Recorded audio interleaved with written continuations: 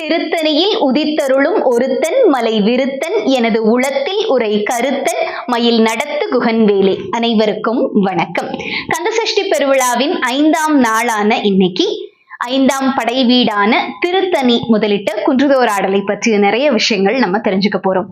3ஆம் படை வீடு நம்ம பழனி மலைக்கு கீழே இருக்கக்கூடிய திருவாவினன்குடி தான் படை வீடு அப்படின்னு பார்த்தோம். அப்போ திருமுருகாற்றுப்படையில் நக்கீரர் கூறுறது இந்த 5ஆம் படை வீடுங்கிறது குன்றுதோராடல்.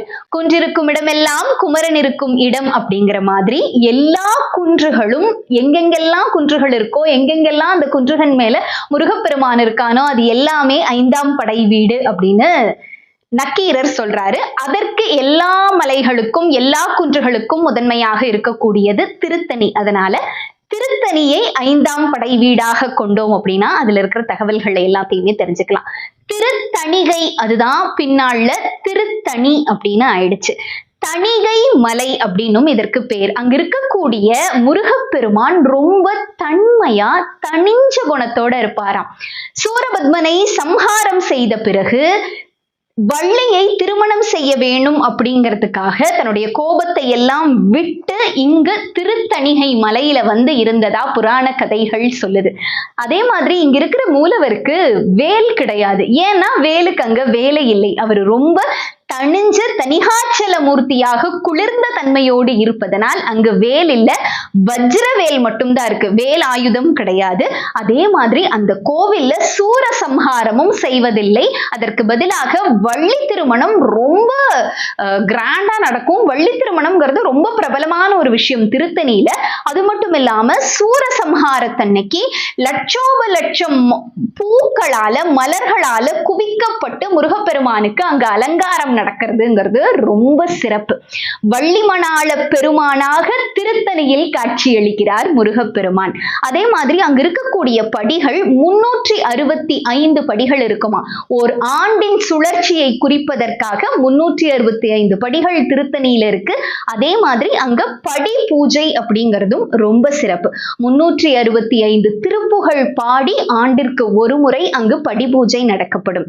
பழனியில எப்படி காவடி ரொம்ப பிரபலமோ திருத்தணியில காவடி பிரபலம். ஆனா அது எப்படிப்பட்ட காவடி அப்படின்னா, பொதுவா எல்லா இடங்கள்லயும் நம்ம பார்க்கக்கூடிய காவடி ஒரு பெரிய தண்டு இருக்கும். அதை சுத்தின ஒரு ஆர்ச் மாதிரி வச்சிருப்பாங்க. அதுல புஷ்ப காவடி, நம்ம என்னென்ன தீர்த்த காவடி, நம்ம என்னென்ன பொருட்கள் பூஜைக்கு எடுத்துட்டு போறோமோ அதையெல்லாம் மலை மேல ஏத்திட்டு போவோம். இங்க இதே மாதிரி ஒரு பெரிய தண்டு, ஆனா கொஞ்சம் நீட்டமா இருக்கும். 2 பக்கத்திலையும் 2 பைகளை சுமந்த மாதிரி இருக்கும். அந்த பைகள்ல மலர்களாலேயோ இல்ல எந்த பொருட்களையுமே பூஜைக்கு வேண்டிய பொருட்களை எல்லாம் நிறைச்சு மலர்களால அலங்கரிக்கப்பட்ட புஷ்ப காவடி அங்கு ரொம்ப விசேஷமானது. திருத்தணியில் மட்டும்தான் இந்த வகை காவடி ரொம்ப பிரபலமா பார்க்கப்படுது. விநாயக பெருமானோட உதவியோட வள்ளியை திருமணம் செய்த ஒரு ஸ்தலமாக திருத்தணி மலை காணப்படுது. வள்ளிமணாள பெருமானாக முருகப்பெருமான் அங்கு காட்சியளிக்கிறார். அங்கு தணிகாச்சல மூர்த்தியா இருக்காரு அப்படின்னு நம்ம சொன்னோம் இல்லையா. அந்த மலைக்கு பேரே தணிகை மலை. நம்மளுடைய கஷ்டங்கள், துன்பங்கள், துயரங்கள், நம்மளுடைய மனக்கவலைகள், தீராத நோய்கள், இந்த மாதிரி எந்த மனசுக்கு நெருடலான விஷயங்கள் இல்ல உடலுக்கு நெருடலான விஷயங்களோட நம்ம போய் அவரை வணங்கினாலும் அனைத்தையும் தணிக்கக்கூடிய தன்மையாக முருகப்பெருமான் அங்கு காட்சியளிக்கிறார். அது மட்டும் இல்லாம அவ்வளவு தன்மையா இருக்கக்கூடியவர், குளிர்ச்சியா இருக்கக்கூடியவர். சுத்தி அத்தனை தீர்த்தங்கள் நிறைஞ்சிருக்கு தணிகை மலையில அப்படின்னு தான் சொல்லணும். பிரம்மதேவராகட்டும் திருமாலாகட்டும் இங்க வந்து வேண்டி முருகப்பெருமானின் அருளை பெற்றதா நிறைய கதைகள் இருக்கு. தாடகாசுர வதத்தின் மூலமா இழக்கப்பட்ட சங்கு சக்கரமும் திருமாலுக்கு திரும்ப இங்க திருத்தணிகை மலையில முருகனுடைய அருளால திரும்ப கிடைச்சது அப்படிங்கிற ஒரு புராண கதை இருக்கு. அதனால அங்க திருமாலின் தீர்த்தம், பிரம்ம தீர்த்தம், அகஸ்தியர் தீர்த்தம், இந்திர தீர்த்தம்னு நிறைய தீர்த்தங்கள் திருத்தணிகை மலையை சுற்றி அமைகிறது.